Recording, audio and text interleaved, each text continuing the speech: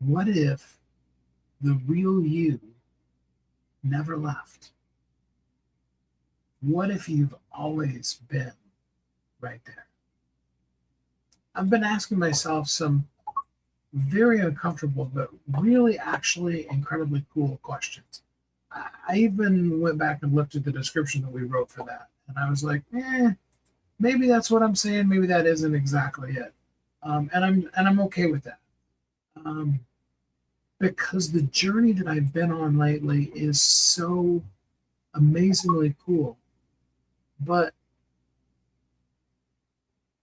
even if you've listened to the last couple of lives, it's real easy to be like, oh, wow, Steve's totally lost himself. Steve doesn't know who he is.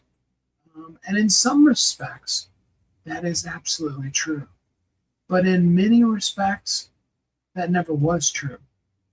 Um, I remember, and I've been told the story a bazillion times. It was before I have active memory of it, but it's one of my mom's favorite stories, so I hear it all the time, especially these days because my mom remembers the past better than she does 5 minutes ago. Um, I was little, I potty training, so real, just that transition from diapers to not kind of a situation. And I came in one day and I was like, hey, mommy, I really appreciate it. You moved the toilet just for me, and now I don't burn myself anymore. Evidently, there was a hot water pipe that went right by where my potty chair, and not a cruelty, not a, hey, maybe we can hurt this kid. Just a nobody ever even noticed or thought about it kind of a situation.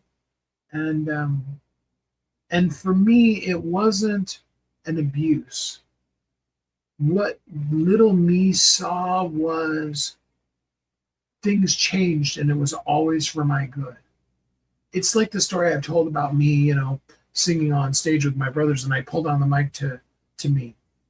Not because of the arrogance that we do fight with, and especially comes in, teenage and young adulthood, but because of the fact that I just knew everybody wanted to hear me. And I just knew that, when you sing into the microphone. It's those kind of things that are so absolutely important. And the thing I encourage you to think about today, the thing I'm challenging you to go on this, yeah, somewhat uncomfortable, but really amazing breakthrough journey with me is what if I never left? What if I never stopped being me? What if the assumption that people loved me, were trying to help me, that the world was always serving me? What if that has always been true?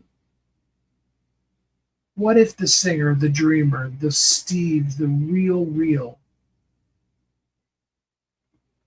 what if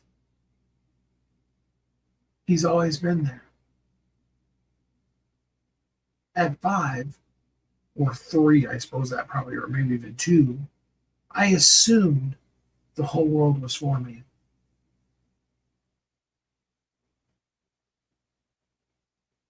I really did.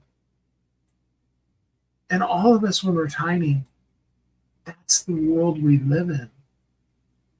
The world is here for me and it always serves me. And that still is absolutely, completely true today. Sometimes we miss it. Sometimes we struggle with it, and that's okay. But I think a lot of times we're waiting for the invitation to come back out and play when we've already been invited. We got distracted by a squirrel moment. Our best friend told us to come outside and play, and then we ran in the house, and then, there was some flashy lights on the TV of some cartoon, and we forgot. Metaphorically speaking, now, I don't know, some of us as adults, maybe that still is true, but for the most part, it's still there. You are still you. I'll even go so far as to say God is absolutely still calling you by the name you always were. And that leads us to a point where I'd really love to hear from you. I genuinely would love to hear your answer. What's something that you used to feel effortless joy, something that was completely natural to you, that now you've learned to second guess? I'd love to hear that from you. Let's interact. I hope you're happy, safe, that you feel warmly loved deep inside. And until we're together again next time, I hope you have a great week.